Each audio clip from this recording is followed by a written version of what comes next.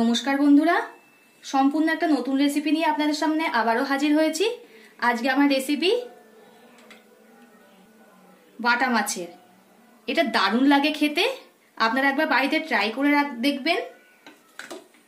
আপনারা তো বাটা মাছের অনেক রেসিপি খেয়েছেন, এটা বানিয়ে দেখবেন, দারুণ লাগে খেতে। আর হ্যাঁ, আমার চ্যানেলে নতুন হয়ে থাকলে চ্যানেলটিকে সাবস্ক্রাইব করে আমার পাশে থাকবেন। তা চলুন কথা না বাড়িয়ে আজকের রেসিপিটা শুরু করা যাক। এখানে 7 পিস বাটা মাছ নিয়ে নেওয়া হয়েছে। এগুলোকে কেটে পরিষ্কার করে ধুয়ে নেওয়া হয়েছে। মাছে দিয়ে দিতে হবে হলুদ গুঁড়ো, দিয়ে দিতে হবে লবণ। এবার ভালো করে মেখে নিতে হবে। মাছগুলো কিন্তু নুন হলুদে ভালো করে মাখানো হয়ে গেছে। এখানে একটা বাটি নিয়ে নেওয়া হয়েছে। এতে মশলার একটা পেস্ট বানিয়ে নিতে হবে। এতে দিয়ে দিতে হবে ছোট চামচের হাফ চামচ জিরে গুঁড়ো, ধনিয়া গুঁড়ো। এতে দিয়ে দিতে হবে অল্প করে লবণ আর একটু জল দিয়ে এতে পেস্টটা বানিয়ে নিতে হবে। পেস্ট কিন্তু বানানো হয়ে গেছে। এটা এখন না, একটু পরে কাজে লাগবে। এদিকে একটা কড়া গরম হতে বসিয়ে দিয়েছিলাম। কড়াটা আমার গরম হয়ে গেছে। এতে দিয়ে দেব সর্ষের তেল মাছ ভাজার জন্য। তেলটা গরম হয়ে গেছে। এবার নুন হলুদ মাখিয়ে রাখা মাছগুলো ভেজে নেব।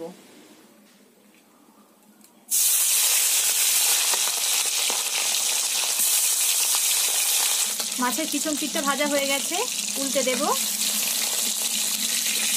মাছগুলো আমার ভাজা হয়ে গেছে, এবার তুলে নেব।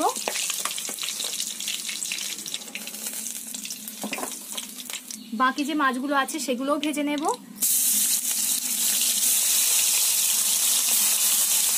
মাছ আমার সব ভাজা হয়ে গেছে।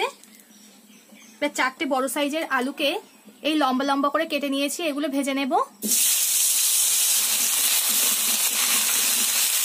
একটু লাল লাল করে ভেজে নেব। আলু আমার ভাজা হয়ে গেছে, এবার আলুগুলোকে তুলে নেব।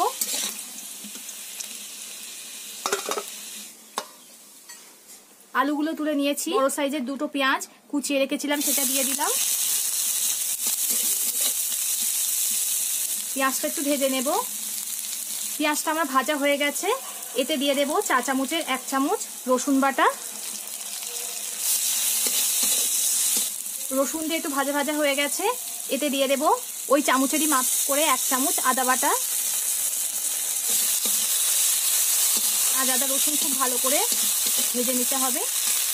এতে দিয়ে দেব অল্প করে লবণ। যখন মশলার পেস্টটা বানাচ্ছিলাম তখন একটু লবণ দেওয়া ছিল, লবণের স্বাদ মতো দিয়ে দেবেন। দিয়ে দেব হলুদ গুঁড়ো। 4 চামচের মাপ করে 2 চামচ টমেটো সস দিয়ে দিচ্ছি। আপনারা চাইলে টমেটোও দিতে পারেন। এবার যে মশলার পেস্টটা করে রেখেছিলাম সেটা দিয়ে দিলাম।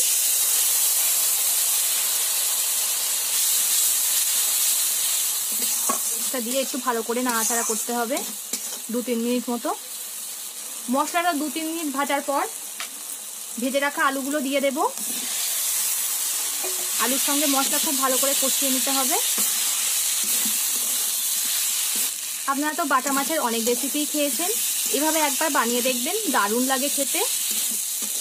মশলাটা আমার খুব ভালো করে কষানো হয়ে গেছে। এতে দিয়ে দেব জল। আমার জল দেওয়া হয়ে গেছে। এবার ঝোলটাকে একটু ফুটতে দেব। ঝোলটা ফুটছে, এবার ভেজে রাখা মাছগুলো দিয়ে দেব।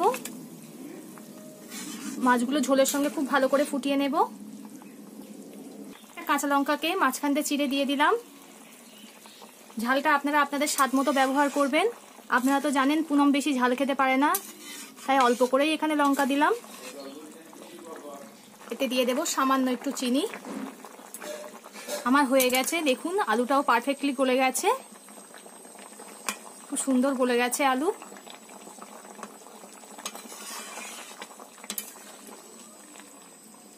আমি এবার নামিয়ে নেব। আজকের এই রেসিপিটা কেমন লাগলো কমেন্ট করে জানাবেন।